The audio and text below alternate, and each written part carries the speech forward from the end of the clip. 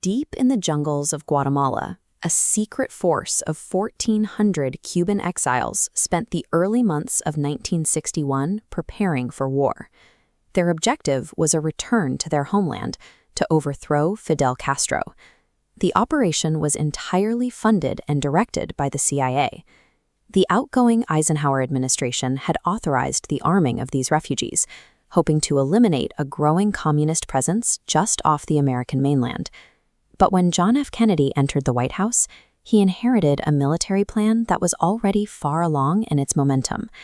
The young, inexperienced president found himself trapped. CIA planners argued that canceling the mission now meant trying to disarm a heavily trained exile army. If those men spread the word that the United States had lost its nerve, the new president would suffer a massive early blow to his prestige. Reluctantly, Kennedy let the planners proceed. Kennedy set one strict condition for the invasion. There must be absolutely no direct American military intervention. The United States could not have its fingerprints on the attack. However, CIA planners, including Director Allen Dulles, quietly dismissed the president's boundary. They convinced themselves that if the invasion began to fail, Kennedy would have no choice but to send in the military to prevent a national humiliation. The operational design was a full-scale amphibious assault.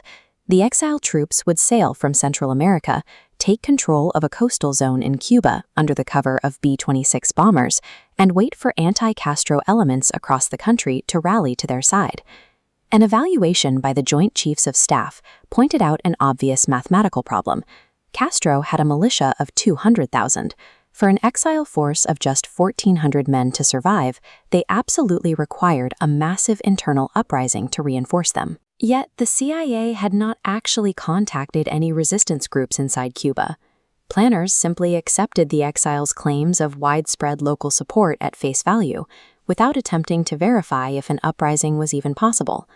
The entire mission rested on a foundation of contradictory assumptions. Kennedy assumed the exiles could succeed without U.S. troops, and the CIA assumed U.S. troops would arrive if the exiles failed. By April 1961, the operation was underway. Attempting to hide American involvement, the White House scaled back the preliminary airstrikes meant to protect the landing.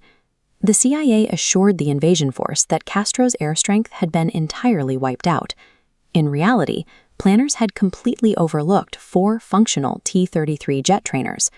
When the invasion fleet arrived at the resort town of Playa Girón, the geography itself turned against them. The CIA had told the men to expect sandy beaches, but they landed on sharp coral reefs that immediately ripped open the hulls of 2 landing craft.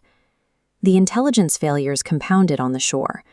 The exiles had been promised they were landing in an isolated area with no communications. Instead, there was a working radio transmitter just a few hundred yards from the beach, broadcasting the invasion directly to the Cuban government as the men waded through the surf. Fidel Castro responded with overwhelming speed.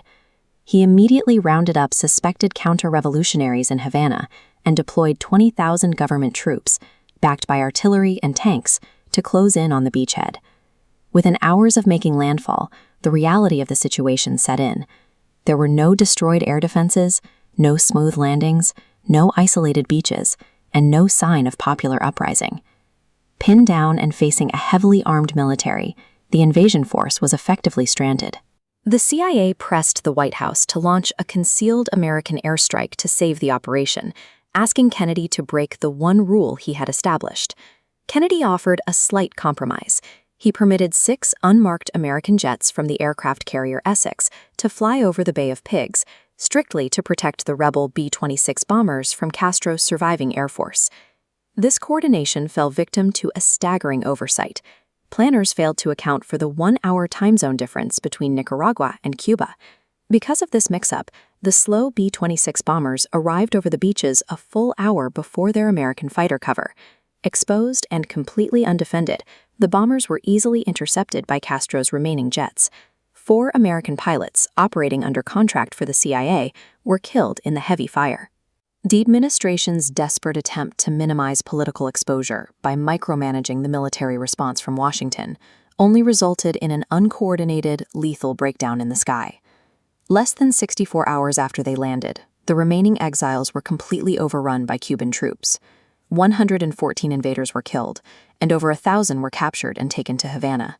Until the very last moment, those men had clung to the assurances of their CIA handlers, believing the Americans would never allow them to be defeated on the beach. Instead of removing a communist threat, the botched invasion achieved the exact opposite. Seeking protection, Cuba strengthened its ties directly with the Soviet Union. Watching from Moscow, Soviet leader Nikita Khrushchev interpreted the disorganized half-measure attack as clear evidence that President Kennedy was weak and incompetent.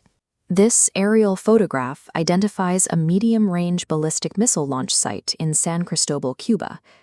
Khrushchev's newfound confidence in American hesitation directly informed his decision to secretly place these nuclear weapons on the island the following year. By trying to reduce the political risks of the invasion to zero, Kennedy had allowed the military risks to become overwhelming.